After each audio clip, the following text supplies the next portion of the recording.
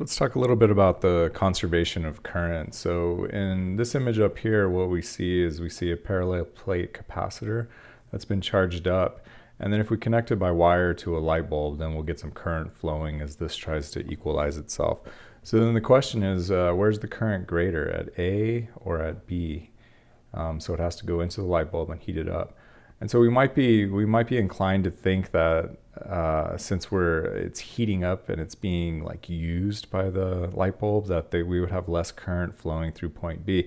But in fact, the current at point A is the same as the current at point B, and this holds true. The current is the same at all points.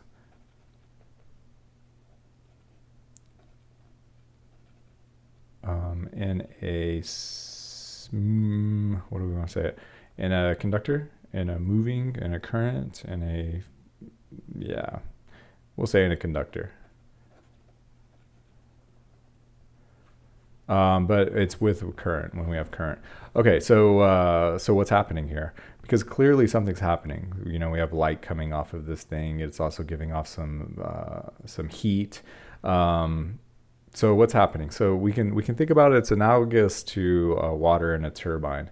So if we had a flow of fluid of water coming through here, we put a turbine in there, we can then turn this thing. But the amount of water leaving it is exactly the same as what went in, and that's what current is. It's the amount of electrons or the amount of charge that's moving through it. But meanwhile, we can do some work with it, and so we can capture some of that energy. And so that's what we're seeing is a transfer of energy. So if you think back to our fluids, this is why we started with fluids. The analogy is pretty straightforward. We have a certain amount of fluid that can pass through here.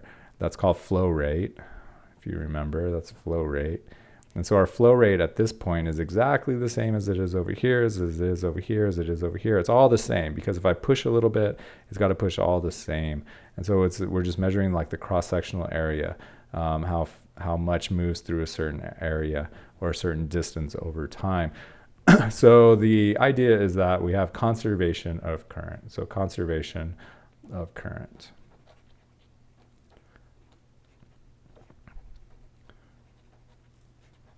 The current is the same at all points in a, let's change this in a, because I don't want you to, in a current carrying conductor. Yeah, that's better. It can't get destroyed. Now it might be less, if we hooked up a couple more resistors, we might restrict the flow, but the amount of flow throughout is going to be the same. That's the key. And then what we can do is we can use some of the kinetic energy of the electrons or the charges and change that energy into some other form of energy, and that creates resistance. And we'll talk more about that, but this is just changing kinetic energy into thermal and electromagnetic.